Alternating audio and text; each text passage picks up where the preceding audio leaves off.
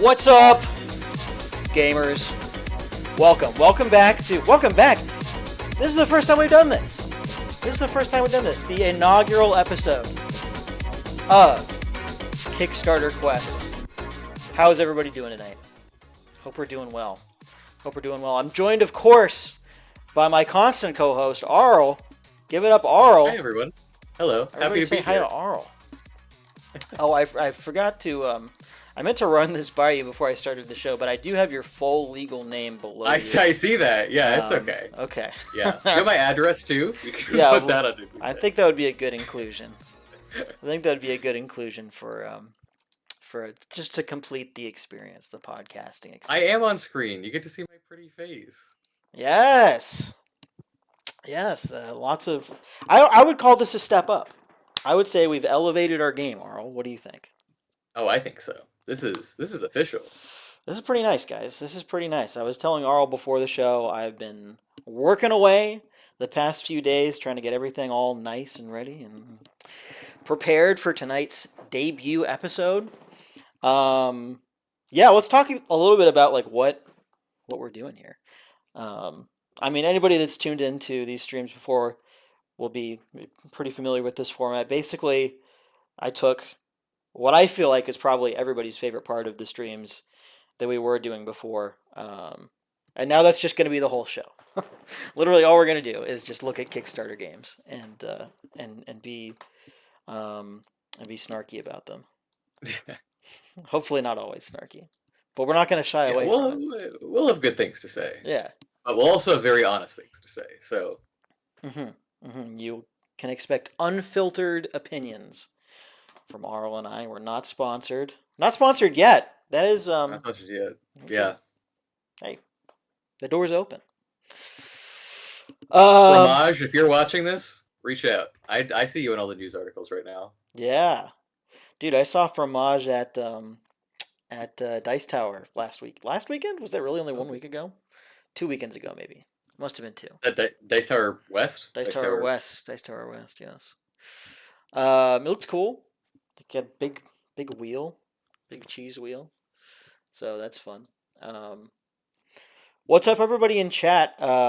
Brian, thanks for being here. Jerry, of course. Always have Jerry in the chat. Good to see you guys again.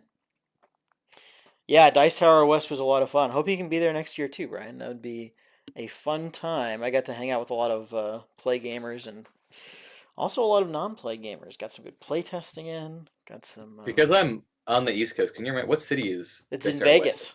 Vegas, baby! Oh, wow. Yeah, it was fun. I didn't do any gambling this year. I don't think I've actually done any gambling any of the years that I've been there. But I always am like, that would be a fun way to extend my gaming weekend. Extend into the gambling sphere.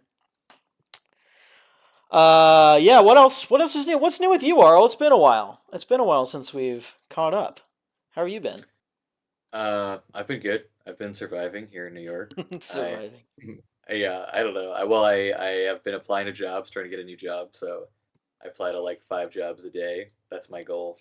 5 jobs a day. That's which seems like a very low number until you realize like how much it is to like actually write a cover letter and do a whole bunch of stuff. So yeah. It seems high to me. But okay. Well, I think you're doing a great job. I'm hoping right now. I'm planning trying to get to Origins. So I want to Oh yeah. I should be at Origins. In fact, I just booked my flight to Origins early this week. So I will definitely be there. I would say that's the next biggest thing in the tabletop gaming community. So yeah. If anybody in the chat is going to Origins and you want to connect, that could certainly be something that we... Oh, wait. Okay, I know we're only 1 episode in here, but what would be so fun is to do a Kickstarter Quest live at Origins. Whoa. That'd be very fun. How cool would that be? Yeah. Let's do it. Yeah. It'll been some time. We'll be a couple months into it by then, so... Yeah, we can promote it. We're doing this every week, guys, by the way. That's the plan, at least, is to try to do every Wednesday. Every Wednesday, 8 p.m. Eastern. So if you're here now, you can be here exactly 1 week from now, and we'll be doing the same old thing. So get a late dinner or take out your dessert for the night. You know what I mean? Or a regular dinner if you live in Central Time like me, or Mountain Time, whatever, or perhaps even an early dinner. And even an early dinner, the old early dinner. West Coast. The old California early dinner. They love a good early dinner down in California, is what I hear.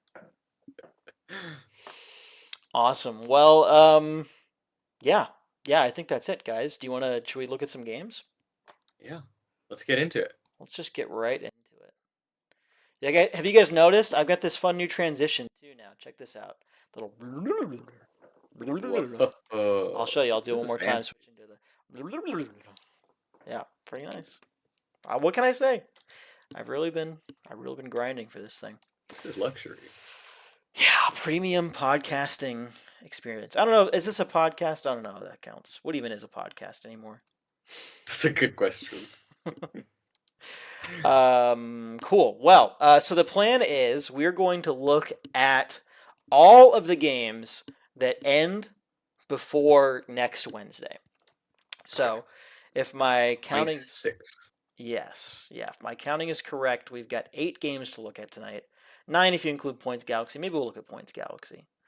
1, 2, 3, 4, 5, 6, 7, 8. 8. Yeah. Just like I said. I can't count. Cool. Yeah, I was telling Arel before the show that I went in and kind of did some snooping on some of these ahead of time. So I've got some thoughts. And opinions going into tonight's show. But I think really we should just get right into it. Yeah, let's do it. Do we want to start with Points Galaxy? Would that be a good... It is at the top. Yeah, it's promoted, but... Oh, I see. Because it doesn't end until the 29th. Yeah. So, but this is the sponsorship right now. Yeah, let's look at it. Let's look at it. We'll look at it next week, too. Whoa. Really? You're going to reroute me? That's interesting. Okay. So this is one of those ones where they do 2 games. Which is a little weird, because looking at the thing over here, it does not mention anything about Propolis. Yeah, I guess I don't have a lot of faith in it if they're just going straight to Point Galaxy. Oh, do I need to share screens with you? I need to share screens. Oh yeah, that'd be nice. So it could be, yeah. Let me figure out how to do that. There we go. All right. Yeah. So we got Points Galaxy, Propolis. I do like Point Salad. Point Salad.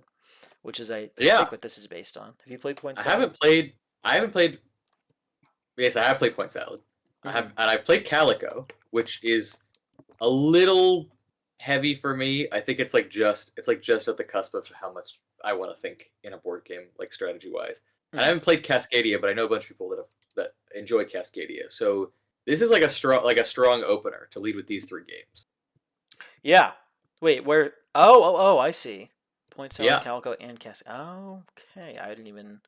You just started listing off games, and I was like... Oh, yeah, sorry. What are you talking about? But they're up there. I see it now. Very nice. Yeah, those are all great games. I don't think I've played Calico, but that's the cat one, right? It's like you're actually making like quilts for cats. You have to like pattern a quilt so that a cat will sleep on it. I don't know. That's pretty cute. But, the Point Salad, Calico, and Cascadia, looking at this right off the bat, is only rivaled right on the front by the fact that right next to it, in big letters, is $19, which is not a bad price for a game. Yeah, no, that's a great price. Brian says that more interested in Propolis is... Okay, we got to settle this now. Is it Propolis or is it Propolis? What do you think? I actually learned this week that it's pronounced Belutro. So I hope this answers it. It is Belutro. Not Balatro. I know. Wow. It's a lot to think about. I had somebody at... oh, God, who was this? It might have been Court.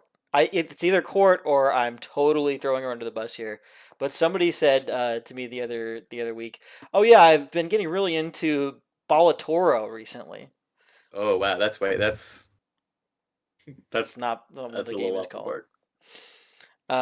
Anyways. Such is what happens when you make a game, be it Belutro or Propolis, that doesn't immediately have a pronounceable name. That is the thing that you risk. Is it a risk or is it a strategy? Because here we It are was like a spending. talking point. We're talking. It's Yeah, true. we spent like 2 minutes of our podcast talking about it. Brian says propolis. Propolis. Okay, I believe Brian. I believe, but he is more interested in it, anyways, than Point Salad or Point Galaxy. I didn't. Okay, so there's Point Salad. Brian's telling me that there's Point City now too, which I have not. I'm not familiar with that. Cool. Well, anyways, the more you know, huh? Should we watch the video? I'm not really. Yeah. This seems like one of those ones that we don't need to watch the video for it. It's also 7 minutes long. Oh my god! Games from the award-winning design and publishing team at Flat Out Games. Flat Out Games. These Huh? little games are big fun in small boxes. Very well shot. Hours of exciting gameplay. Yeah, I was about to say You'll this keep is bringing actually them back really to the table nice. with your friends and family. Point Galaxy expands the point line, which includes Point Salad. 3.5 minutes per game. Point Galaxy is a fast and fun I guess so. card-drafting tableau building game for 1 to 5 players. It includes One player, huh? 140 unique double-sided Soloable. cards, all beautifully Military's big illustrated right by now. Dylan Mangini. The rules are simple. I don't know if I would say that they're beautifully illustrated. They look nice, but it's not like, you know, it's not They have blowing my the- socks off. They have the visual appeal of a nice game on the Apple App Store. Yeah, no, I definitely enjoy but I wouldn't like market that as a selling point, you know?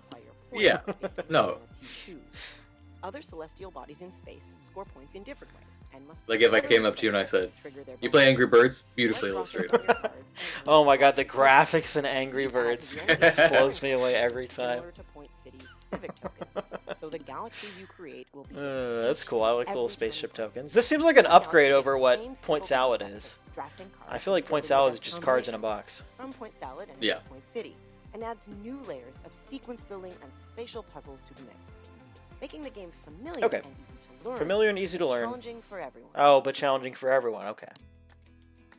Looking for a crunchy little Euro-style strategy Excited. game in a small box? Whoa, crunchy little Propolis is Euro a style. Simple, quick, and Propolis. easy I'm actually organized not really looking engine for that. building and area control game for the whole family. I like the Use bee your meeples worker though. meeples, Beeples even, if resources, you will. Fortify your People. position and construct the structures, including a queen's palace. Turns are simple. Place worker beeples to collect resources. They say or beeples. resources That is to what they're buildings. called. When choosing Nice. to deploy, I feel like, okay, nothing else in this set them game upright on an is excellent like scale bee in the center themed, of the at room. least For each beeple to place, overtly, as bring far as the I can resources tell. I to wonder if the they floor in just space.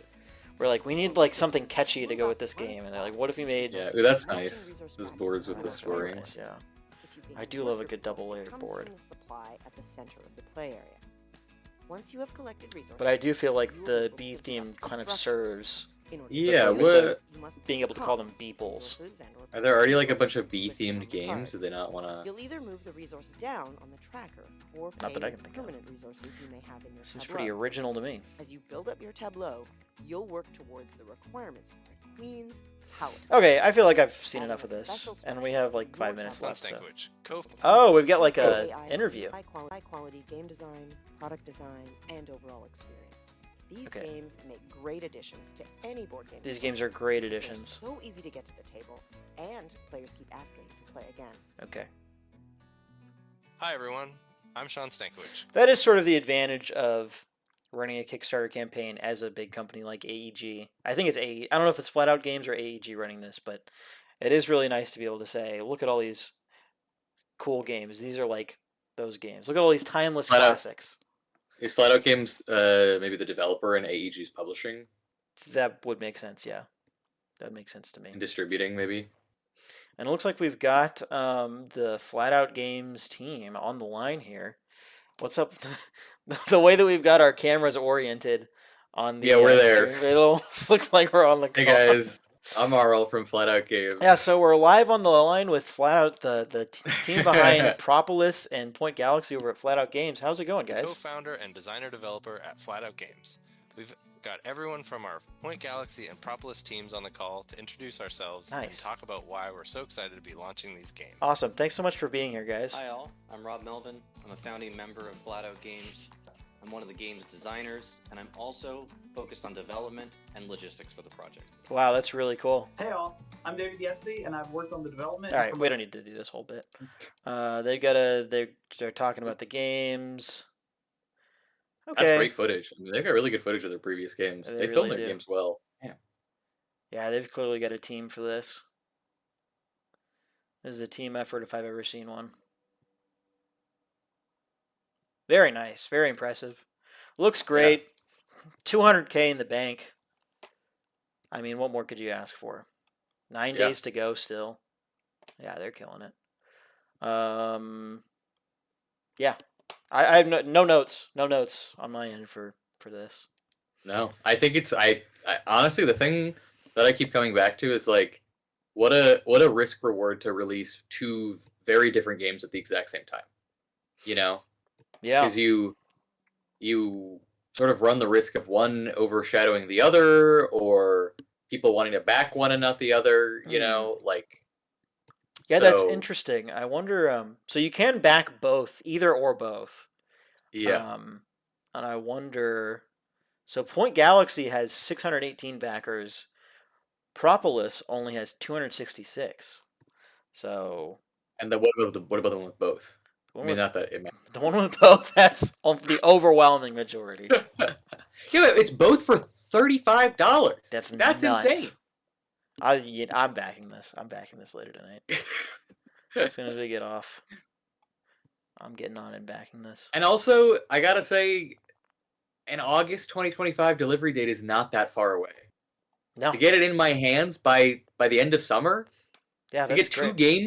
two games, $35 in my hand by the end of summer. Yeah, this is how you run a campaign. Very nice stuff. Very well done. Okay, so Flat Out Games is running the running the campaign, and I assume AEG is. I mean, the logo is on the box, so I'm not quite sure why they're not involved in this. I don't know how all those dynamics play out, but whatever. Very cool, very good stuff. Off to a great start. That's Point Galaxy and Propolis. Ryan just says you're about to talk me into it too after I already talked myself out of it. $35, dude. Come on. It's kind of, I mean, it's hard to say no to. It is hard to say no to. All right, let's keep it moving, guys. We're on a bit of a. What am I about to say? We're not on any kind of a schedule tonight. And I do want to say, before we started this, I went on the crowdfunding calendar because you told me like, oh, I took a brief look at things. Because I told you to. And then, yeah, because my boss said to do it. and then I made a joke about Garden Canasta, and then you said that you have some interesting information about Garden Canasta. I have some interesting information to share. I am really excited for this. So like I said, I did a little bit of pre-scrolling. I looked through the list, and when I came across Garden Canasta, immediately I was like, "This is a neat idea. This is cool." It's playing cards essentially, from what I can tell. You get all these different decks. I think you need like different colored decks of cards to play Canasta. I don't know. I've never played Canasta before, but I think my grandparents like it, or maybe something like that. I don't know how I know that, but anyways. Scrolling down a little bit, so we're looking at the creator of this game, Jim, 3 Creative. From Colorado. From Colorado, yes. I think that's why I clicked on it, just because I was interested in Jim from Colorado. A little bit of a neighbor thing going on. Where the second sentence is his wife is a nurse, which is a weird thing to just throw into this conversation, but okay. Yeah. I suppose. Yeah. He's got 2 other projects that he's done. One in 2020 was the first one. One in 2022, and now we're 3 years down the line, 2025. So if we look at these, first of all, I want to say I want to go on the record and say I like all of these. I think these are all cool. I assume that he's done all of the arts for these games himself. So he's a graphic designer. And Garden Canasta looks great. This one that we're about to look at looks fantastic. Mythic Kingdoms. Whoa, that is gorgeous. Yeah, look at these cards. So it's just a deck of playing cards. But it's got these really, really nice illustrations on there. Here's all the different suits. Yeah. So, Mythic Kingdoms raised $60,000 for their campaign. A chunk of change for Very playing cards. impressive. Their second one, Tournament of the Mythic Kingdoms, Mountain and Dungeon decks, which I assume is just an expansion for this. Like you get two new Yeah. decks. This raised $50,000. I also need to say, if you could go back to the first one quickly, like if you This one right see, here.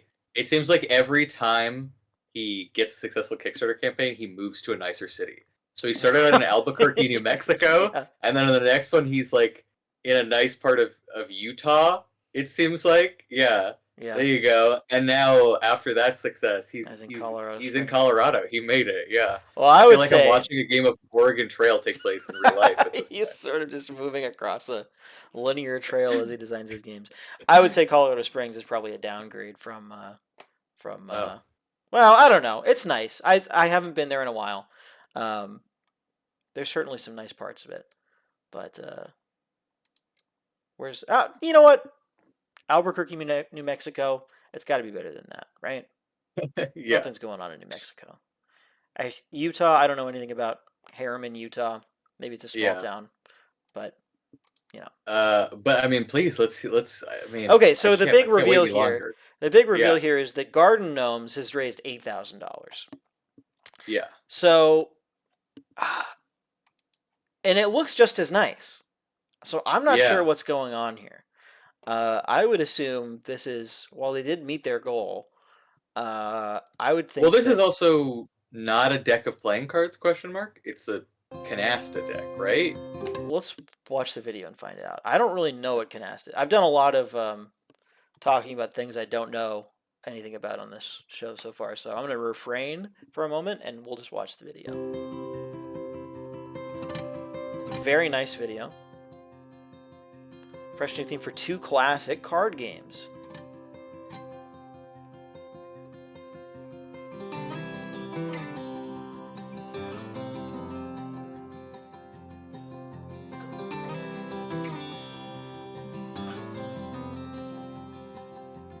Okay. I think these are just playing cards. Oh no, it's Yeah. points. Because I think canasta has to do with like the color of the deck, and then that's really cool. I This like that is he shows really that. cool, yeah. Wow, The art is fantastic. it's really beautiful. Garden canasta. Okay. Yeah, I don't know. I just thought that was interesting that we went from 60K to 50K to 8K Yeah, without like any sort of a drop in quality or yeah. maybe you're right. Maybe there's just not as much of an appetite for canasta as there is for like universal decks of playing cards. I can't imagine that the crossover between, which I hate to say to this guy, this is no slight to his deck at all because it's beautiful, is that the crossover between people who regularly play canasta and people who are active on Kickstarter is not a very wide margin. Yeah, I would, you know what? I would believe that. Yeah, Brian says playing cards appeal to everyone. Specific games only appeal to specific gamers. Yeah. Well, maybe I should get into the playing card market then. You could make a good deck of playing cards. I could make a nice deck. Yeah. Yeah, I could just take the Mythmash art, put that on playing cards. You could. Could be cool. All right, anyways, well that's Garden Canasta. That's really all I have to say about it. There's not a lot on this page. I mean, there's really nothing. I mean, hold on, that's the creator page. This is the campaign page. It looks fantastic. It's so pretty. Yeah. Yeah, it really, really. You get looks 4 nice. decks of cards. I guess Canasta needs 4 decks of cards to play. That sounds right. That sounds like my limited understanding of the game. It's $28 to get it. Maybe the price. is a point of contention? Because we I just don't know, got but two games. a deck of cards is like $10, right? What's a deck of cards cost? I don't know. Well, I feel like he was a deck of selling cards these is kind of decks for expensive. 13. One deck of your Yeah, choice. Get the set for 23. Four decks for 23. And this one. $11.50 per deck. Yeah, there it Yeah. is. So Yeah. I don't know. I'm not trying to say it's a bad deal or anything. I just think $30. We just looked at Point Galaxy and Populous, both like whole games. for For $35, 35. $7. Yeah, I don't know. So maybe the and price I has get them something to both do by with August, and I'm not getting Canasta till November. it. Yeah, I guess that's slightly further in the future. I don't know. I always think of Kickstarter campaigns as being like, we'll see you guys next year.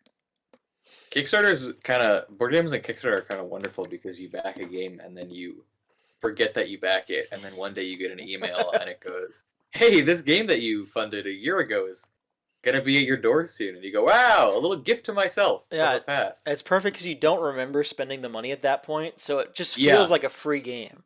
It feels So like you're even if getting you free paid a game mailed lot to of money for it, and you're getting a big game with a lot of complex like pieces in it, you go, "Oh, free game, let's Yeah. go." You've already overcome the budget deficit that you Yeah, faced by you paying paid the upfront cost. $75 for the game plus $35 shipping to get it to you. But you So- don't even feel that anymore. You're just getting a Nope. free game. Okay, yeah, that's Garden Canasta. I would back it if I liked Canasta, if I knew anything about Canasta. Yeah. And I guess maybe that is the opinion that's If what's his name? Who made this? Jim. I Jim, think his name is just Jim. if you're here, if you can listen to this, please take the art that you've made for Garden Canasta and just make a garden themed deck of playing cards with it, and I will personally help you get that 60K that your last starters got. I bet we could get Jim on this show. Oh, I bet. I bet we could get Jim on this show. That could be a cool thing to start looking into.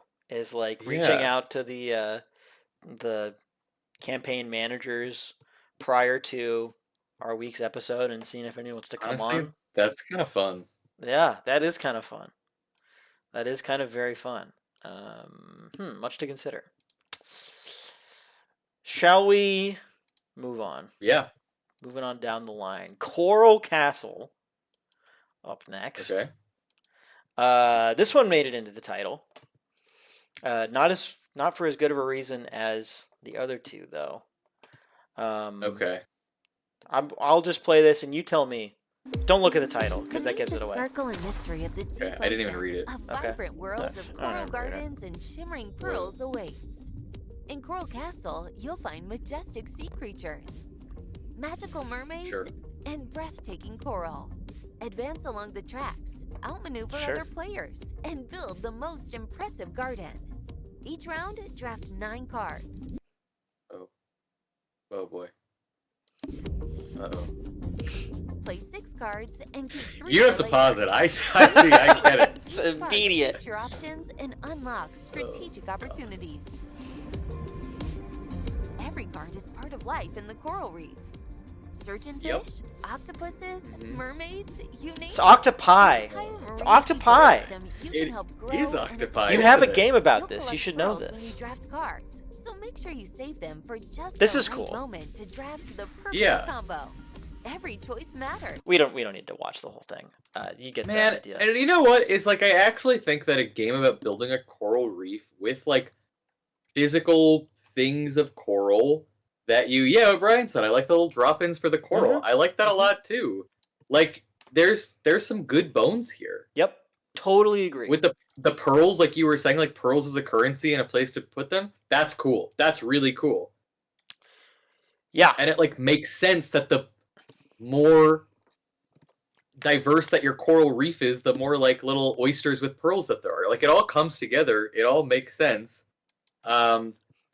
It is really unfortunate that their art for the game involved Googling a sea creature with the word royalty-free picture to use, Yeah. slapping it on a card, and then also, are the mermaids AI? I can't Yeah. tell. Yes, the mermaids are Okay. AI.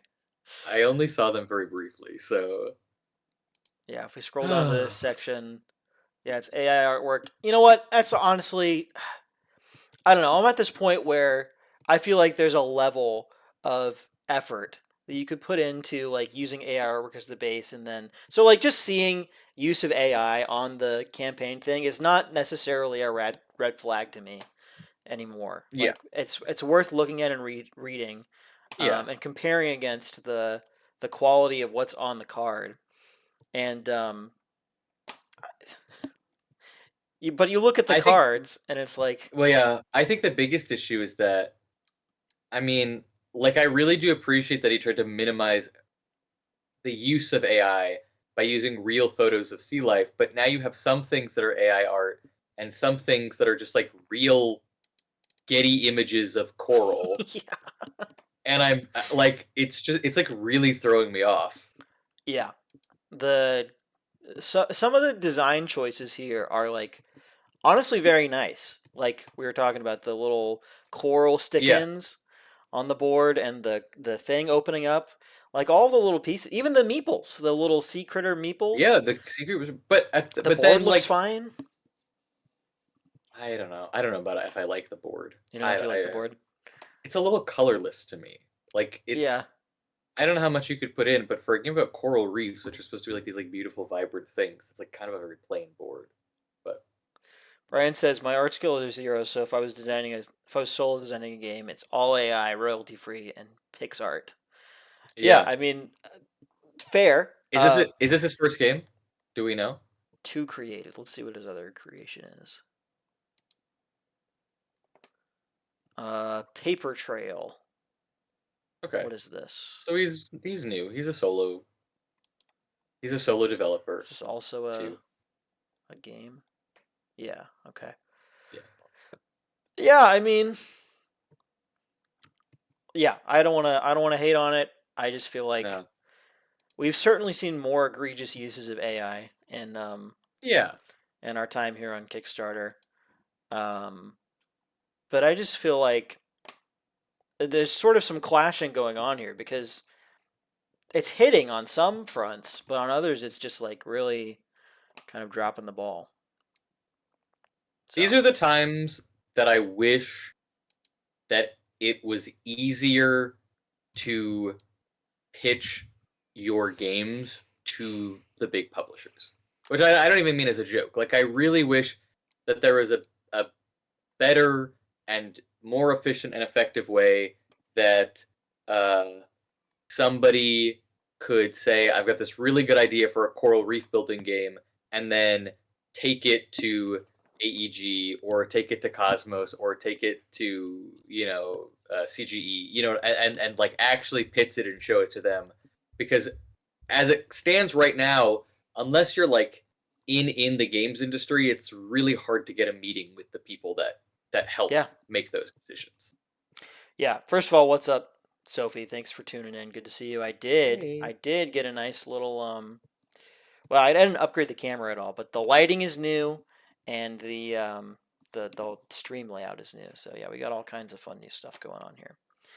I'm not understanding, but like I think the bigger problem is not that it's like hard to, well, the root of the problem, I should say, is it's hard to Yeah. get to publishers because they've already got more games than they can handle. Yeah. They've got, industry established designers just like coming to them at every single show that they go to, being like, look at my whole backpack full of new games. Take your pick and publish it Yeah. and pay me 8%. And that's like a great deal for them. There's a surplus of like great games out there that they could publish. And I think that is probably why games like this end up going this route. I would think. I don't know. Yeah. It would be nice to get so many submissions. Yeah, I think Brian said what I was gonna say moments before I said it. Get submissions all the time. Whole time of the big commissions is pitching minis. Yeah. Yep. And who's to say if this game is even like good? Beyond set all the artwork stuff aside, it's hard to tell from watching the video how fun this is going to be to play. It's not really doing anything to hook me. Little nautical joke for you there. Maybe it's fun. It could very well be fun, but it's just like, if it is fun, it's not really doing anything to show me how it's going to be fun right off the bat. So, Yeah. I don't know. You got anything else? We're ready to move on. No, let's go. All right, let's go. Does have a solo mode, 1 to 5 players.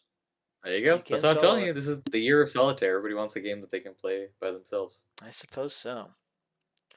All right, Champions of Wind and Fire. A bit of a mouthful for a game title, but it's got that like fantasy book series thing going on. Like it's like yes, like blank of blank and blank. Oh, That's how you you're name so a fantasy right. book. You're so right. That is what this is, isn't it? I didn't Yeah. connect the dots there, but the title, just the the design of the title, looks like it could be on the Yeah. cover of a book. It seems like this is kind of going for a Hogwarts meets How to Train Your Dragon type deal. Mm. I think this game looks cool. I would definitely play this. Despite the art style not really being my particular jam. Here we'll watch. Oh, they got We can watch a video. GIFs. Who do Yeah. they got? Oh, You this. guys got a GIF? They just Yeah. got a GIF in there. Yeah, they're doing GIFs now. That's nice. It looks great. All of this looks great. So let's watch Yeah. a quick. Let's see. 2 minutes. Welcome to Volterra. A nice tight 2.5 minutes. Humans for centuries. Here, among volcanoes, glaciers, and crystal mountains, a large-scale competition is held every year. Dragons compete in 3 primary disciplines. Very nice fire video. breath, flight, and tail wielding. This is the famous Tournament of Wind and Fire. You will train your dragon to master magical elements. Look how and nice grant these the power boards to look. compete for the tournament cups. Yeah. Win the There's most cool cups dice to going become on. the champion. The game consists of 2 unique phases. In the dragon training phase, you'll enhance your dragon by collecting magical stones Enhance. on the pyramid of elements. As soon as you collect the required pattern of elements, you can upgrade one of the dragon's body parts, increasing your chances to win the Wow. tournament. You can also send your dragon to various training grounds to collect magical essence that improves your dragon's performance in the competition. There you will also find useful bonuses. Remember to accumulate some gold before the competition. It gives a boost of power to dragons. Once any player upgrades all 3 parts of their dragon, the game enters the tournament phase. Each tournament card indicates the body part and the element that will be used in the current tournament. During the tournament, use magical stones, crystals, and gold to boost your dragon's power. To make your gameplay even more strategic and exciting, use the advanced These are game nice. modes. Make hidden Little bets. spinners. Wisely allocate. There's so many pieces being added to the board game every second of this game. Yeah. Winner of the current competition. The stones and It is a bit gold will be overstimulating. removed from the game, so bet wisely. I mean, it's really nice. I don't want to try to detract from how nice I think it all looks, After but a like, series of tournaments, the competitor with the most cups wins the entire championship. Only one dragon will become the champion of Wind and Fire. Champions of Wind and Fire, now on Kickstarter. Now on Support this Kickstarter. campaign and expand the game with the exclusive expansion, upgraded components, and stretch goals. Okay. And we even watched the whole thing. That's what you get when you make your video 2.5 minutes long. We'll watch a 2-minute video. yeah. I mean that, and you put a sultry Englishman. That was as a your good narrative voiceover. for it. That was some good voiceover work. Sheesh, 250K, not too shabby. That's No. even more than Point Galaxy is raking in true. here. And how much does Champions of Wind and Fire, the epic dragon building game, cost me? There would be the rub, I would imagine. It's probably a good bit more expensive. Yeah, $50. 55 bones if you want a copy of this in your collection. Seems about right. I would say that's priced correctly. Yeah. Yeah, Soph said it's and then. Yeah. Yeah. Then you go on to the fourth phase, the gold getting phase. And then the fifth phase, the Dragon Pilates phase. Be sure to place your gold correctly so that your other tokens are activated by the cards that you get when you spend the gold in turns. Yeah, and then they brought out the dial wheel, and I was like, my brain has run out of capacity for learning about the next thing. They whip out the dial wheel, and my eyes glaze over. Yeah. I can't take it anymore. Now what I'm really curious about is they just described the game to us, and if you scroll down just a tick, it says it has a family and an expert mode. So I need to know, like, did I learn family mode or did I learn expert mode? I'm hoping I learned expert mode. I think so. They mentioned like the advanced rules. I assume that's expert mode, and that's when they start talking about like the dial. So I think maybe there's like I'm trying to recall from like 2 minutes ago when we watched the video, but I think there's like some hidden bidding that you do in expert mode, and that's when the dial comes out. So, and once again, 1 to 4 players. I mean, Brian just said in chat a minute ago when we were watching. I play solo 80% of the time, so I'm at the point where I only invest in games that have a player count of 1, some 4. So, I mean, I think almost every game we've seen so far lets you play with just one person. Yeah, that is a noteworthy trend. Certainly. Any person who DMs or plays D&D or tabletop RPGs can tell you that the real economy that's the hardest to get into is not the economy of money right now, but the economy of time. It's very difficult to get all 4 of your friends in the same room at the same time to do a game and like actually want to spend 45 plus minutes to play one game. I am skeptical that this game ends in 45 minutes, and also that I could play with a 10-year-old. I just don't see... That seems like a bit of a stretch to me.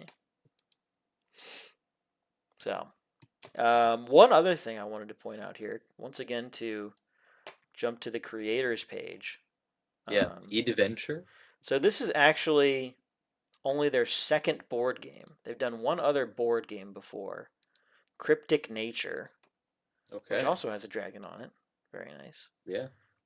Sensing a bit of a theme here. Holy smokes, that did a lot. Insane. Yeah.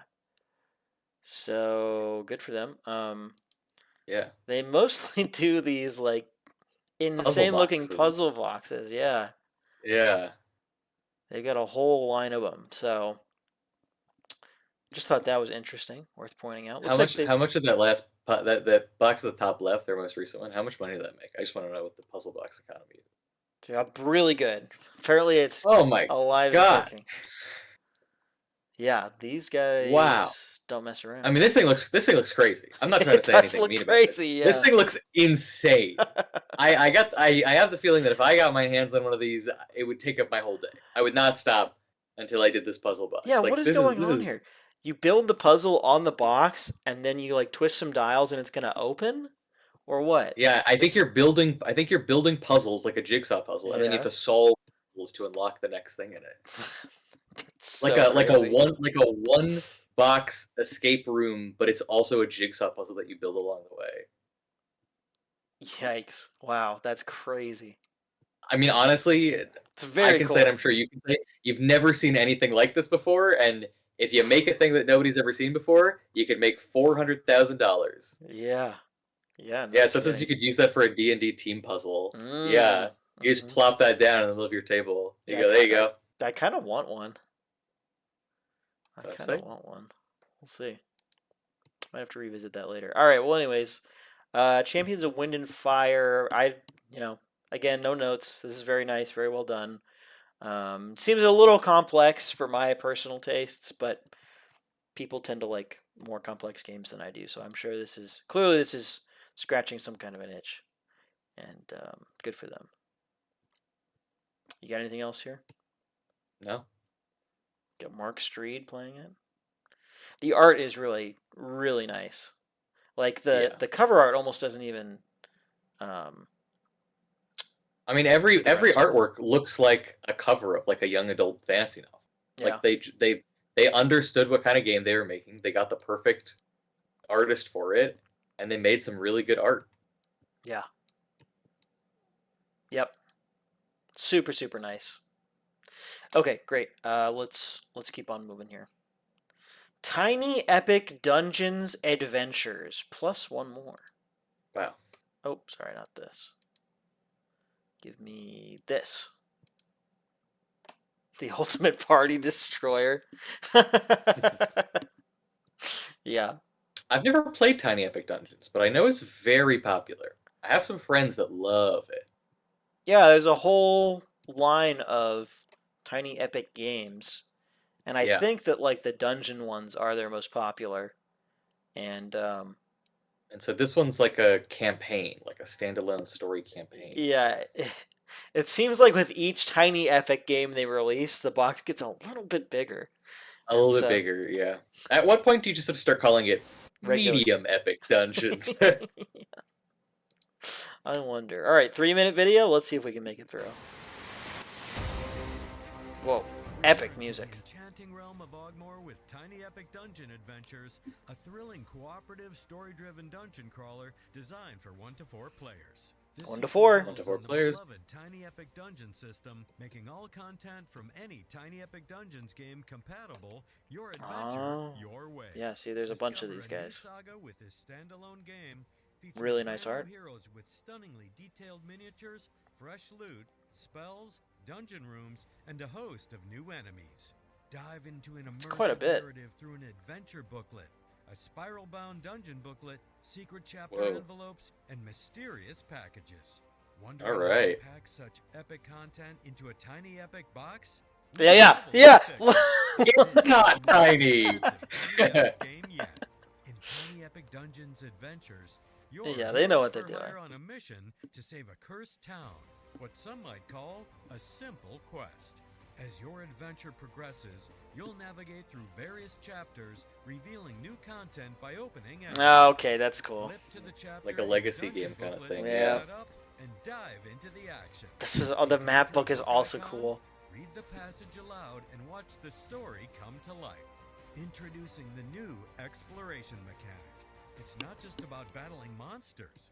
Use keys to unlock hidden doors, bombs to blast walls, and collect other essential tools that reveal secret pathways, turning every I'm like my brain is like back this game right now. My brain's already like, you're gonna have fun with this game, back it. Back it now. This is beginning to cross the line for me where it's like I would rather just play a video game. I like these games. I don't know. Okay. I don't know. I'm opposite of Brian, who says this one looks like the opposite of my kind of game. These are my. I kind of love the hustle of somebody who's trying to make an entire video game into a board game. Yeah. But I do completely understand what you're saying about how at a certain point you just have to go, well, just make it a video game at this point. Yeah, there's a lot going on here, and I'm not trying to say in any way that it's not all cool stuff. It just feels like the better organization of all these mechanics would all fit better in a digital format. Yeah. I don't know. And the box is so small if it's digital, you know? Yeah. Talk about a tiny box. 0 inches by 0 inches by 0 inches. I'm going to turn my light on real quick. Open new packages for more rooms, enemies, and challenges to keep your party on its toes. Can't finish in one session? Use the Chest of Continuation to store progress and pick up where you left off. The fast-paced, engaging gameplay of Tiny Epic Dungeons Adventures will have you coming back for more, eager to explore new dungeons and continue your epic story. But that's not all. You can enhance your adventure with the Phantom Voyage expansion, which brings new heroes. There's more? And a thrilling wait, there's minis in the box too? To uncover. Go deluxe with the Skyward Revenge mini adventure, a side quest that integrates seamlessly into your main narrative, adding even more depth to your adventure. With these expansions, there's no better time than now to pledge your support and secure your copy of Tiny Epic Dungeons Adventures. Every dollar that's crazy. Kickstarter enhances the game for everyone. Don't wait. Become a backer today. How much is this made? Okay. Yeah, that's pretty good. I do love the half second between how much does it make and then you reading $819,000 and your little breath that you took and you, ooh, yeah, that's pretty It's good. one of those yeah. numbers where I was looking, I was like, am I reading that right? They're encroaching on $1 million. Right, that is not a tiny amount of money. That is true. Yeah, they need a very large epic safe to store all that cash in right now. I'll tell you that much. What is the percentage of this that it's been backed now? Just out of curiosity, it is 2,717% funded. Sure. I don't know, guys. Do you think we can hit 30K on this one? Do you think we're gonna hit our 30K? What do you like? I need to know what this costs. I need to know what the whole thing costs, like the epic edition with every expansion too. Predictions. What do you think it's gonna Okay. cost? I think with all the expansions, you can go. Yeah. You go first. You go first. I think with all the expansions, I don't really know the scale of it. Like, I actually don't know how tiny it is. It doesn't seem very tiny. It's like 5 So, by like, 7 by I mean. Ryan's saying $129. I don't know why I was thinking like I was thinking $110 for everything. I think it's under 100. I think you get everything. I bet.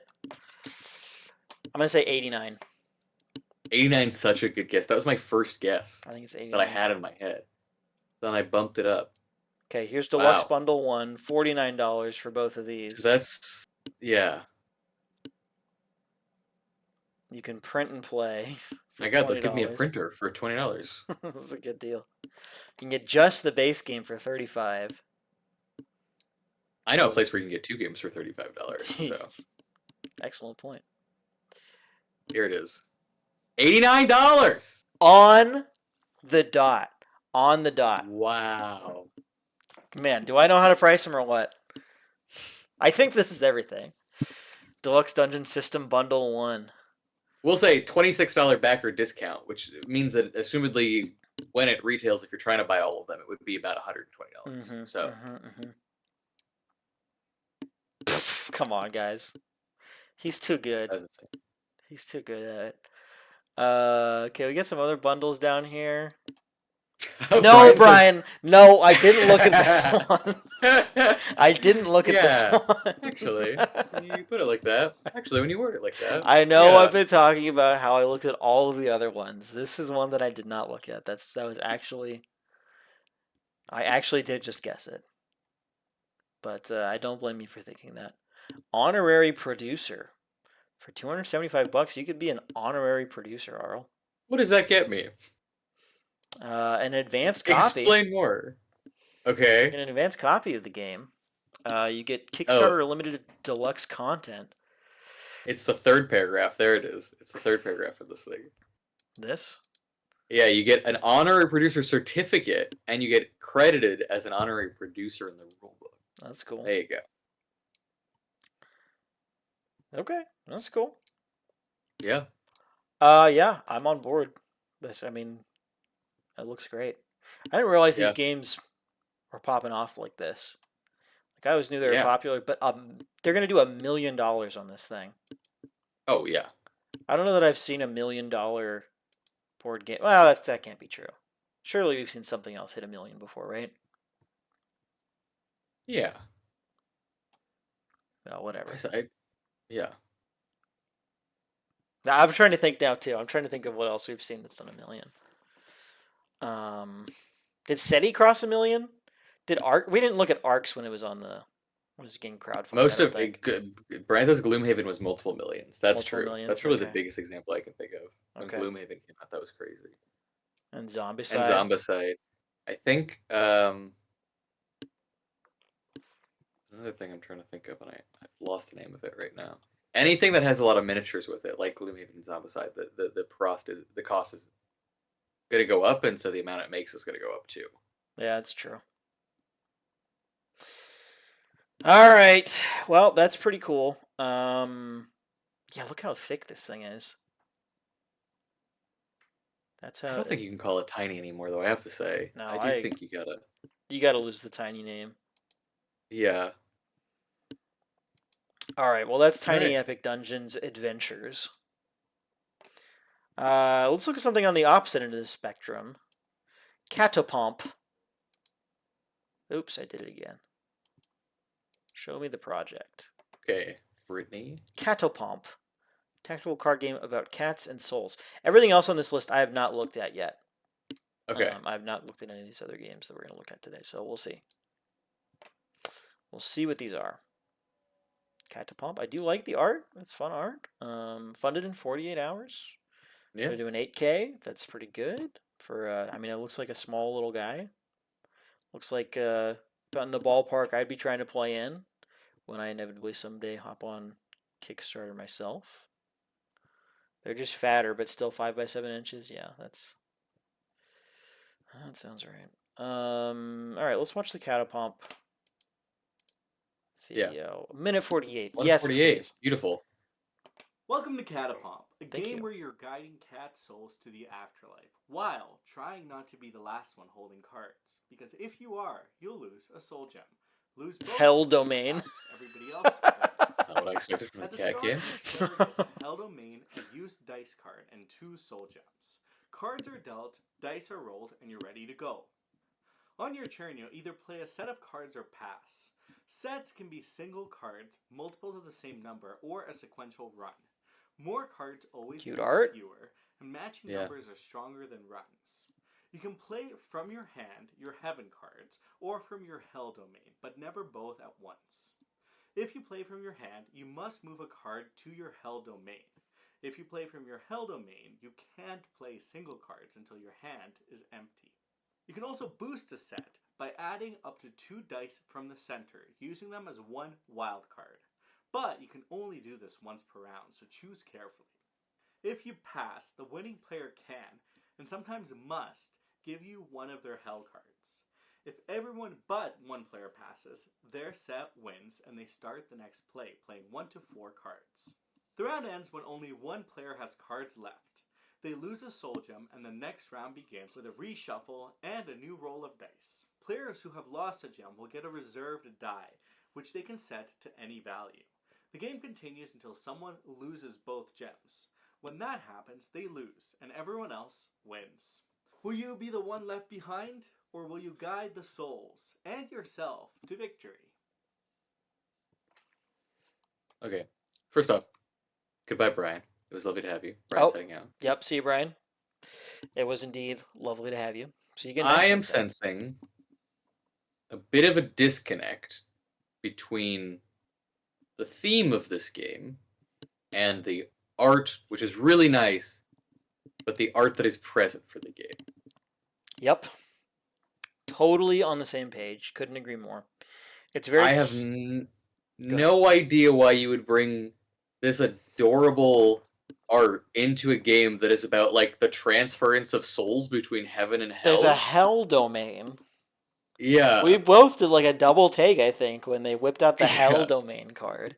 Yeah. That's just not the it's not the vibe.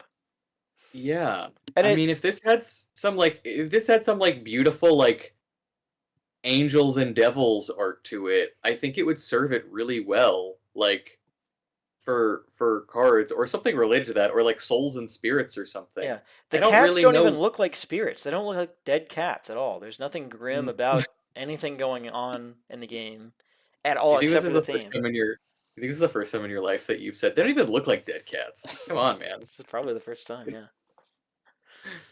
Yeah. New sentence unlocked. I also, like some of the games that we looked at before, and this is very unfair because this is obviously like an indie creator. I don't know how many games they've made. It's their first game they've ever made. Mm-hmm. Swaggy Games in Singapore. Nice. It did not immediately strike me as something that I would have fun playing. I don't know if you got that at all. Yeah, I would put it in the same category as the Coral Castles game, where it's like it could very well be fun, but I just don't think I'm not getting why it's going to be fun. They just kind of explained the gameplay, and I did think it looked interesting, but there's a difference between like telling me about interesting mechanics and telling me why the game is fun. Yeah. You kind of have to do both. You have to sell me on the mechanics, and you have to sell me on the fun factor. Right.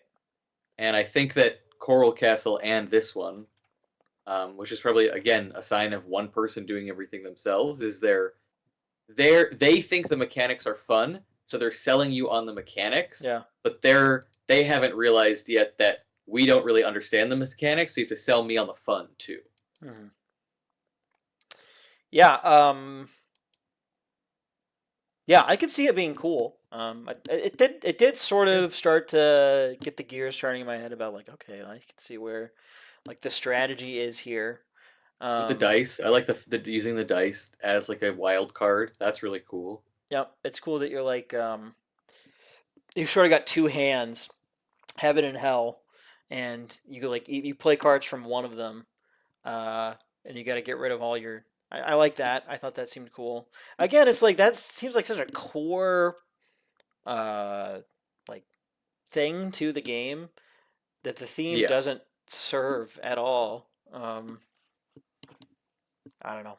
Yeah, I think like even just a generic like gothic horror like angels and devils type theme, like black and white and red color scheme, and like very deep heavy shadows on the artwork. I could, not to be this guy, but I feel like I could take this game, find an artist, retheme it, put it back up on Kickstarter, do double. I don't know. Yeah. The potential is there. Oh, I understand what you're saying. The potential is there. Yeah. Potential is there. And what's such a shame is that the artwork is so nice, too. It's really cute art. It's fantastic art. It just doesn't work for the game, I don't think. Yeah. Also, the title is Catapomp. I don't know what word this is. Is there like a pun at play here? Yeah. I'm wondering, like... I'm gonna Google it quickly. I have Googled Catapomp, and the only things that have come up on the first page is the Board Game Geek and Kickstarter for Catapomp. Okay. So, I guess they made the word. Okay. Is it a pun on another word? Obviously, neither of us know. But that's an issue also, I feel like. It's also, I should point out, actually, it's also on BackerKit. It's on both. Oh, how's it doing on BackerKit? It has $10,416 on BackerKit. Wow, interesting. Yeah. Is BackerKit the one where... I always thought BackerKit was where you go after a crowdfunding campaign takes place on a different site, and then you say, okay, we've secured the funding. I guess it has secured the funding. It links, it's linking me to the Kickstarter. So I have to back it through Kickstarter. But Kickstarter only has it at $7,885, and BackerKit's showing it at $10,446. So some of the money came in from somewhere. Interesting. Yeah, that is interesting. I don't know how that stuff works, but definitely definitely weird. Okay. Okay, Catapomp. Catapomp.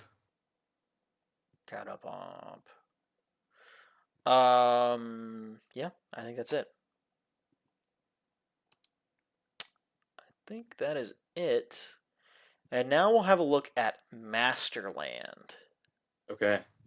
We're almost done. We got 2 more after this. Sure. I'm in no rush. Oh, I did it again. I always do that. Just show me the project. I don't want to see the BGG page. Oh, this is fun art. I did not get that from this image here. Yeah. Maybe it's just a BGG thing. I don't know who curates the images that go on the crowdfunding. Yeah, I wonder if they get to put up the image or if they... Yeah. This is a much better image. Oh, yeah. Let's watch. 124 hours. Let's see. 2 minutes. Love to see it. Masterland, a tactical fantasy card. Interesting box size. Don't see many 2 boxes shaped like that. Wide fella. Do you like boxes like this? They're like hard to place on a shelf. Yeah. And that's the biggest issue with a box this size. Is like you have to think about where somebody is going to keep a box like this, because I can tell you, like, when I get a box that's this size, and I've got a couple of games, and they're like underneath my shelf.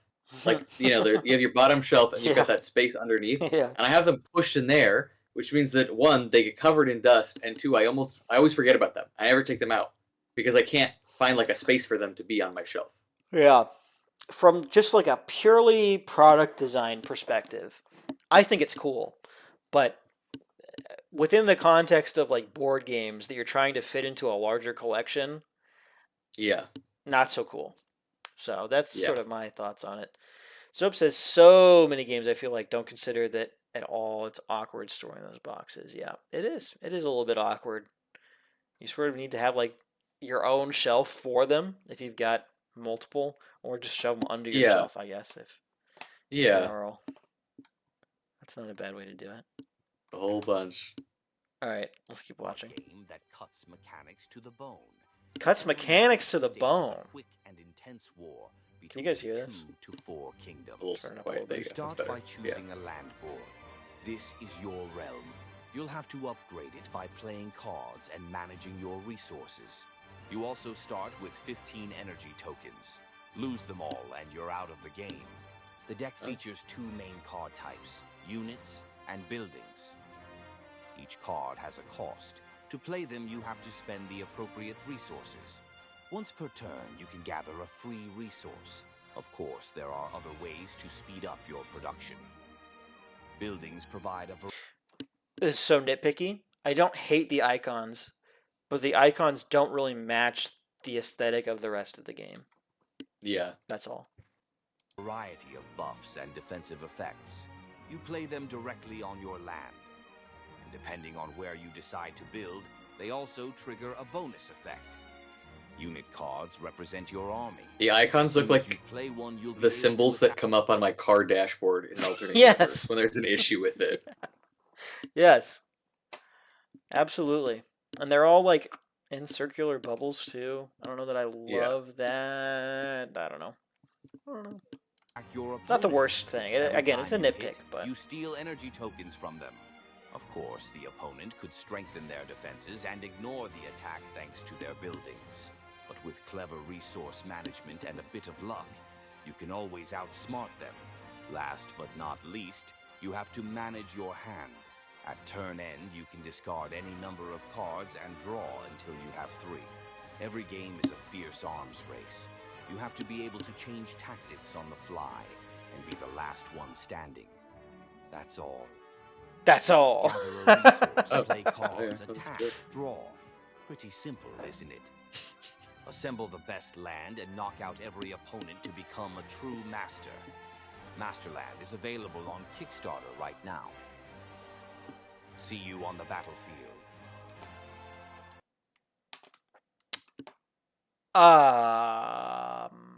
I think I like it. Oh, okay. I think I like it. I think it seems very simple. I like a Yeah. good simple game. Again, I would have to play it. The video doesn't really do a great job of I mean, it does a better job than some that we've seen tonight of explaining where exactly the fun is in the game. So it sort of does it at the start when it says this game cuts strategy or cuts mechanics to the bone. We're cutting it to the bone. It's a simple game. Seems simple, right?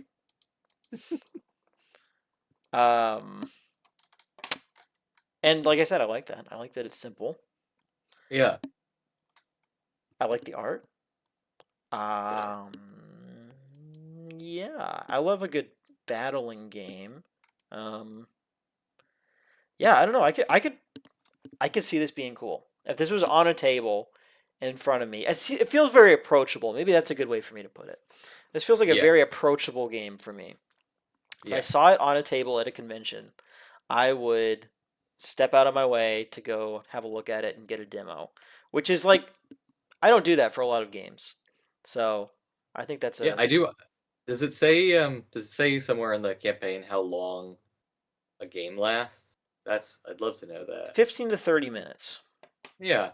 That's what I get the feeling that it was more of like a quick game, and I think for that it really benefits from it, you know? Yep. If I can play a light strategy game in 15, 30 minutes and have a good time with it, then that's great. That's really good.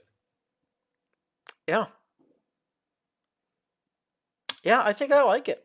I think I like Masterland. Also, it said it was like $20, 25 Yeah, euros, $28. $28.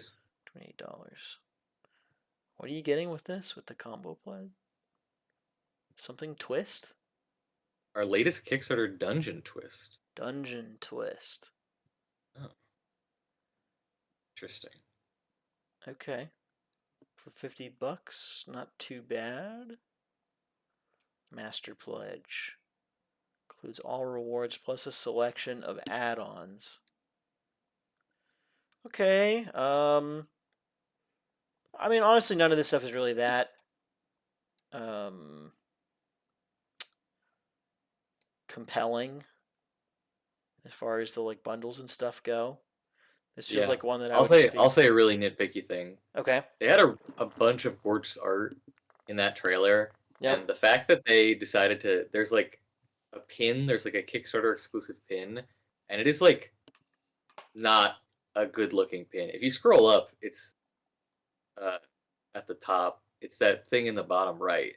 That's their pin. Oh, this? Oh, yeah. Yeah. You Yeah. had so much good art. Yeah. I watched that trailer. You had so much good art in there. I do not know why you chose it as your pin. I do not know, and I'm sorry to say it, a single person that would put that on a bag or a backpack or anything like that. Yeah. It is crazy that that's what you went with. It's a weird choice. It's certainly a weird choice. Also, the box could be better, too. I don't hate the box. We've certainly seen worse boxes, but it's like... I feel like the art on the cards is better than the art on the box. Yeah.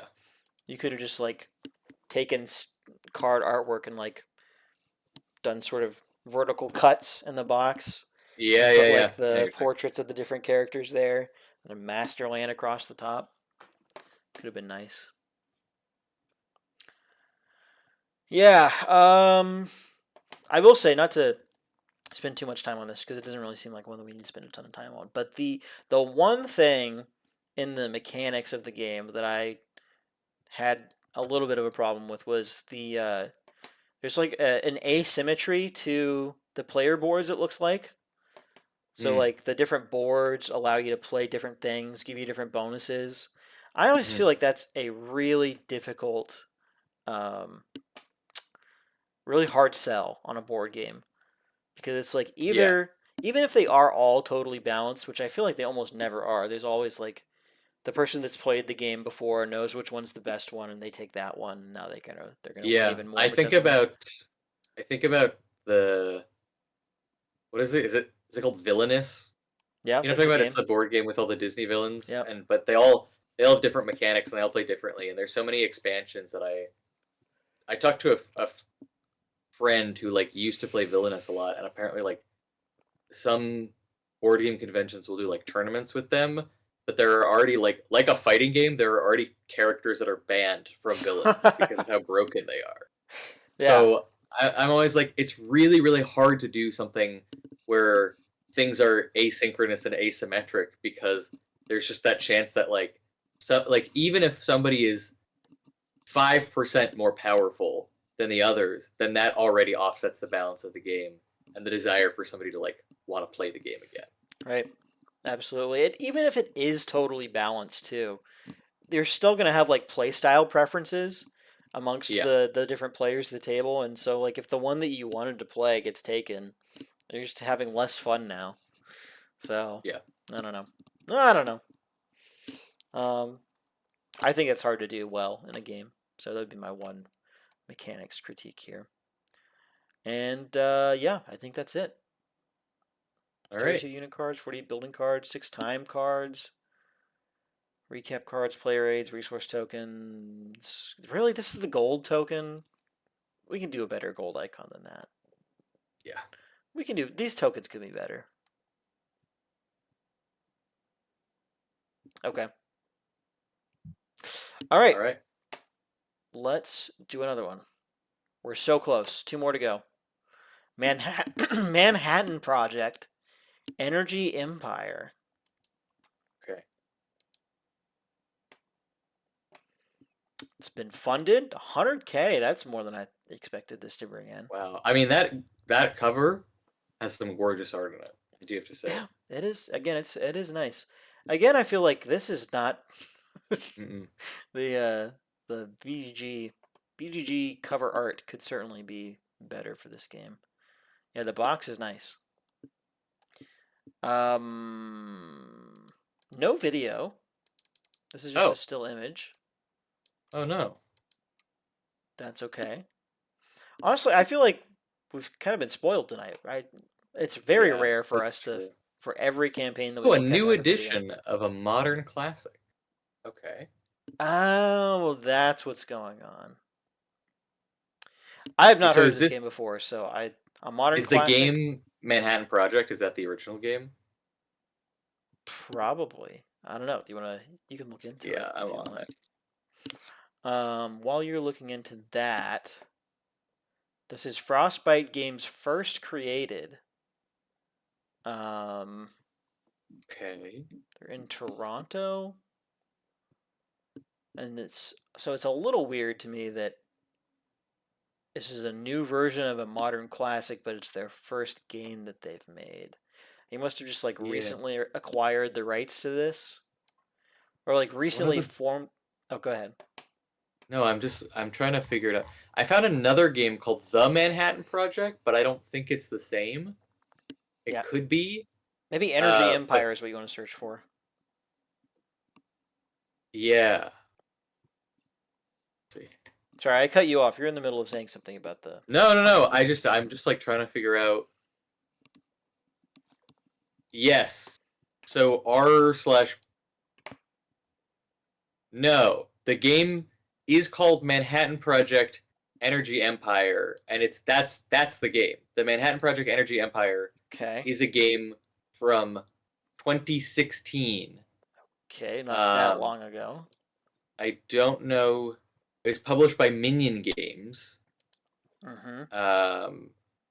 And yeah, I mean, I guess it came out 9 years ago. I will say, I'll send you this. Like, the art is certainly an improvement. Here, I'm gonna message you right now on Discord. Okay.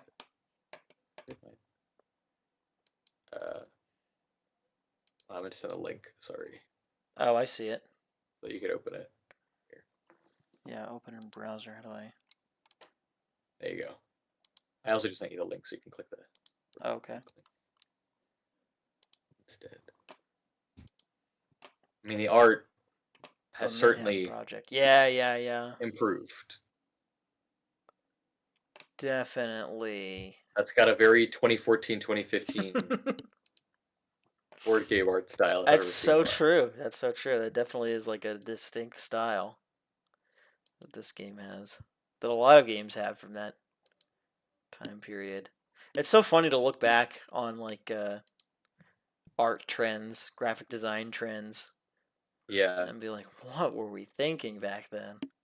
especially like because I think that like a lot of board games that are like from the early Oops. 2000s still hold up, but then like that time of like the modern board game like teenage years, which is like 2010 to like 2016. There's like there's some wild covers for board games. Yeah. Yes, there are. Okay, so the game costs $50. 72 Yeah. Canadian dollars, $50. Seems about right. I mean, I guess I don't really know how big this box is, but I feel like I understand the box size. Yeah. Hey, Brian, how's it going? Good evening to you as well. We're doing well. I'm doing well. Arel, how are you doing? Brian wants to I'm know. doing well. Thank you for including me in this. It's nice to be here.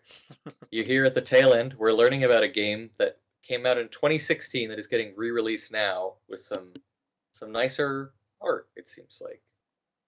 Yeah. Yeah. Is 7.7 on BGG really like a selling point? Are we going to put that in the Kickstarter? I don't know. It's hard to get a high rating on BGG. It is. I agree. I just feel like I do. If you objectively scroll this down is though, a good score, but yeah, I guess most of the people that are looking at a crowdfunding campaign, a Kickstarter campaign for this game probably know that that's a good score on BGG. But if you get like somebody's mom on here, it's like 7.7? yeah, 7.7.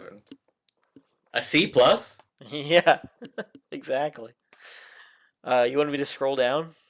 Yeah, I just think that God bless Dice Tower. I think that I really like it. I think it's a fantastic game. Is an awful blurb. It's such a nothing blurb to write about a game. I really like it. The one below it, the greatest worker placement game of all time, gets even better. Sure, I get that. You're telling me a little bit about the game, but like, I could just plug. I really like it. I think it's a fantastic game, and for anything, for any game ever. I unironically wonder if if Dice Tower did a video for this 9 years ago, and at the end of the game, they just played the game, and at the end of it, Z Garcia goes, "I really like it. I think it's a fantastic game," and then they just quoted him from that video about the original game. Take it, yeah. Somebody clip 9 that. years ago. All right. Well, I mean, the art's so nice. yeah, it's nice. Yeah, it's very like nice.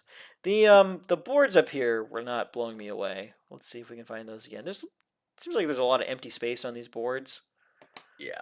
Um, It would help if we could know what to do. This does seem like a game that would have benefited from a video to kind of show things off a little bit. yeah, I imagine the thought process is probably You most already of the played people, the game. you've already played Yeah. it. Yeah, the people that are going to back this are people that have already played it and can't buy it anymore. I wouldn't be surprised to find out that this game goes for like hundreds of dollars on eBay, and so now they're re-releasing it for $50. And the target audience for this is just people that have already played it. They want to own a copy. Now's the chance. That would not surprise me. Yeah.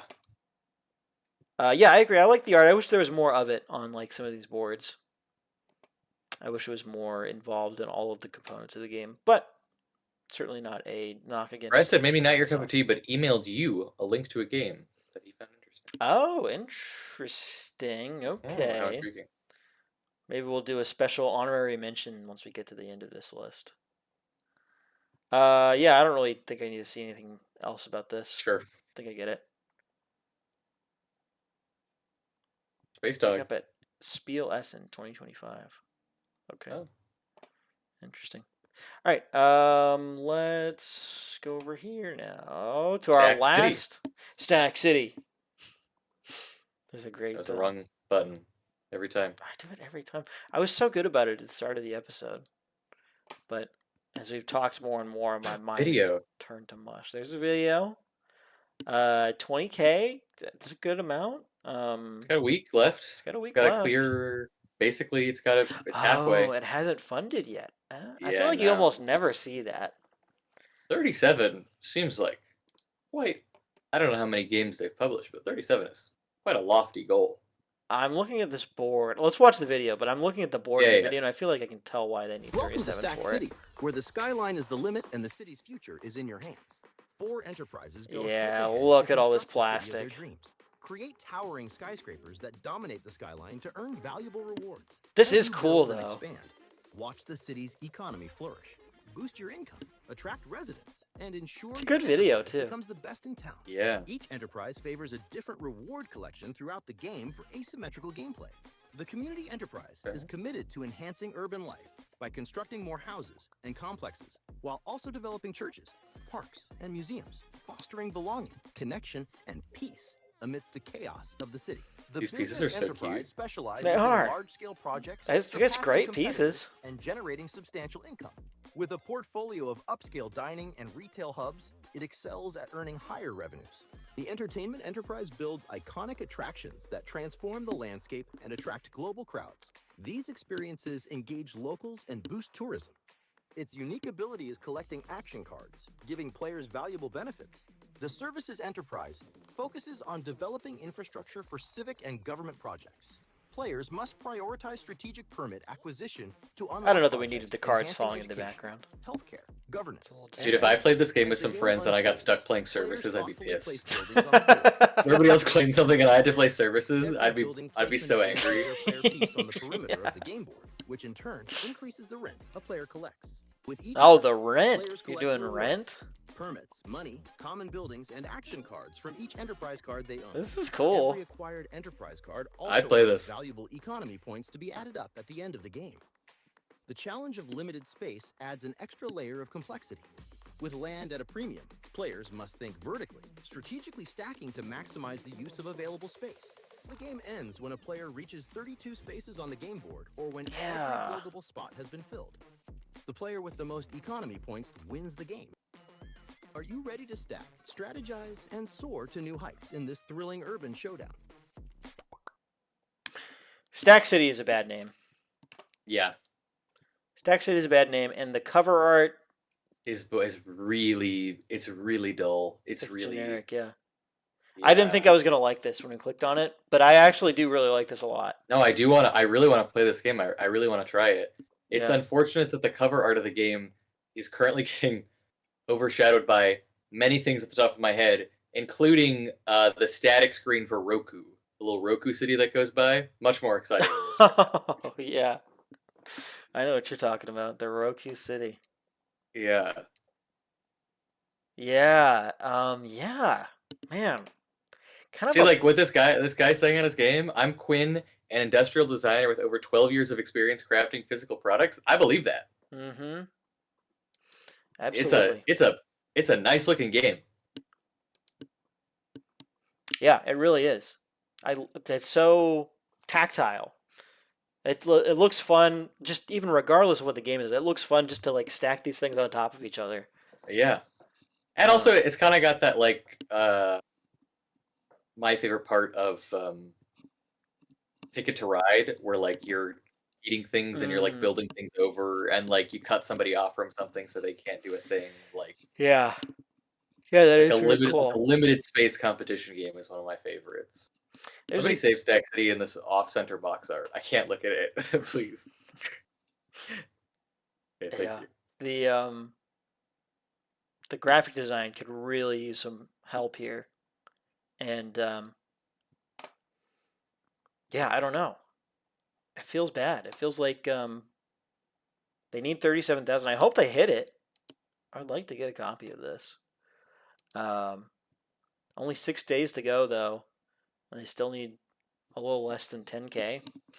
Stack City, I'm nervous. I'm worried for you. Yeah, I would be sweating if I was Stack City. I'm gonna step away just for a second. I do have to get my DoorDash. Oh, yeah, go for it. I thought it would be over by then, but I'll be right back. Yep, go for it. Keep going. Okay. Yeah. Yeah, it feels. I mean, I get that. Somebody modeled these 3D pieces and did a really good job with that. Aside from that, there's not really a lot of artistry and graphic design going into the other components of the game. Like the money looks pretty bland. The cards look fine actually, but I think it's because they just got like renders of the 3D images on the card. The cover art is really not what you want. I think. I'm afraid that the cover art, if anything, kills this game, which is such a shame because it looks like such a cool game. If anything kills the game, it's going to be the cover art and the name Stack City. So, yeah. That's my thoughts. And I think that is our last game for the evening. Yes, it is. Stack City. Next one comes out on March 27th. Manatee Sanctuary. I am going to very quickly off screen look at this game that Brian emailed me to see, or just open my email. I'll show the game that Brian emailed me once I'm in here. Just don't want to dox my email box.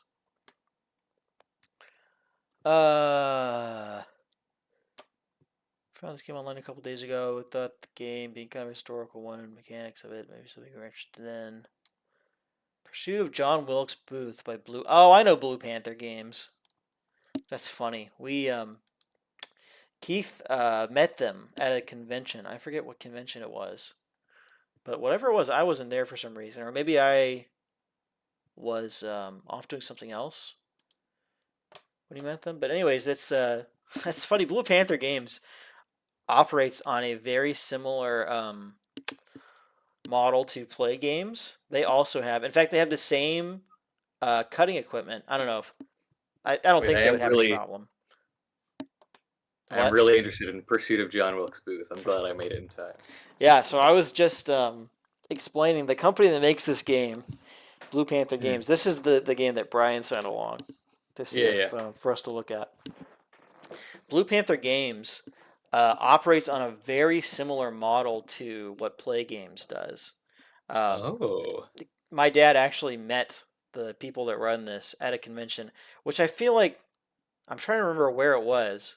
I either wasn't there or I was off doing something else when he met them, because I have not met them. But they've got they print to demand in house on their own equipment. They actually have the exact same cutting machine that we have.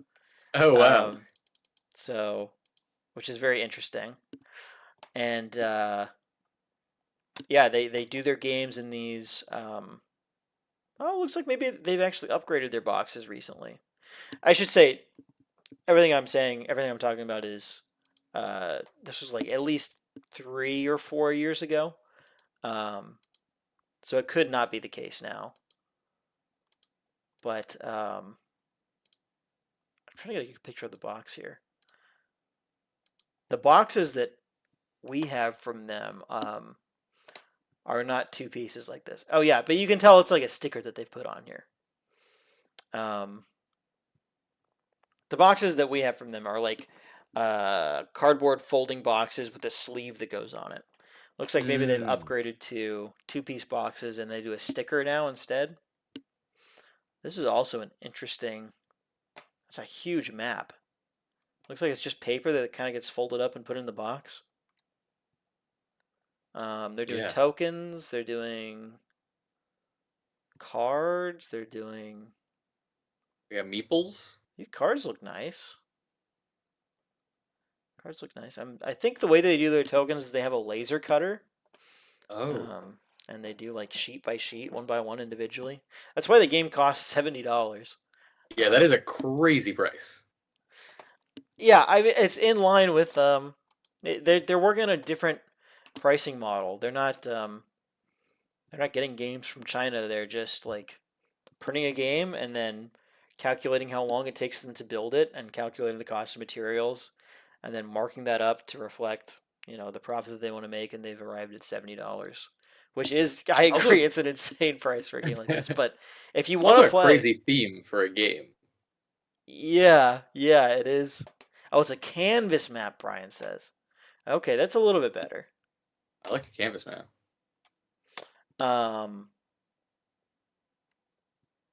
Yeah, what was I saying? What was I in the middle of saying? It's a crazy price for a game, for this game. But if you want to play a game about John Wilkes Booth, I don't know how many other options you have. Sam, your favorite fun fact about John Wilkes Booth? I can't say that I have one, Arel. Do you? Oh, okay. Yeah, thanks for asking. Okay, well, let's My hear it. favorite fact about John Wilkes Booth is that he was a famous actor, but he was actually kind of shadowed by his younger brother, who was a more famous actor. In fact, one of the United States' most famous actors of the stage at that time. So if you were to think about it in the modern day, it would kind of be like Liam Hemsworth. Yep. Killed a president. And everybody would go, Chris Hemsworth's brother? And you would go, yeah. And that was John Wilkes Booth for you. Wow. You're right, that is a fun fact. I didn't know that. Very nice. Do you want to watch a video? Brian says it looks complicated, but isn't too hard to understand. I'll give this video... Oh, maybe more my dad's thing? Yeah, perhaps. I see he's also included in the email, so I'm sure he'll respond to that. Let's look at it real quick. Oh, off to a great start. Welcome to another edition of What's in the Box from Blue Panther. Can I watch this, please? Can I full screen it? I can't. Full screen is unavailable. Wes Crawford and Ryan Highland. This is a game that puts you in the role of military detective trying to track down and apprehend John Wilkes Booth and his helpers the night of the assassination of President Lincoln. Did he get away initially? Yeah, they found him in a bar in The Pursuit of John Wilkes Booth is a game. Oh, wow. Don't ask me how I know so much about John Wilkes Booth. Okay. Players step into the roles of detectives, tasked with capturing the assassin. Wait, is that wasn't on your end, was it? The beeping? No, it was not on my beeping end. That's in the video. Union authorities were uncertain of Booth's destination. As detectives, players must follow leads, uncover clues. I told you and place not to together heat up your booth hot puzzles. pockets while I'm talking about the booth Players game. can enlist Secretary Stanton's assistance to aid in their mission. Ultimately, detectives must pinpoint Booth's exact location by executing a successful search and then raid to either capture or kill him. The game offers multiple ways to play: solo, 2-player co-op, or 2-player competitive. Additionally, a player can assume the role of Booth and his accomplices. Oh, that's introducing fun. a thrilling twist. A thrilling twist. So here's what's in the box. First up, we have a nice 22 by 34 canvas map of the area of Washington, D.C., where the action takes place, and all the different potential escape routes for John Wilkes Booth. Also included in the game are 3 pawns for keeping track of score and which phase of the game you're in. There are some meeples in the game. The green meeples represent cavalry, which are used to chase down. I get it. I don't need to watch the whole thing, but yeah, it seems.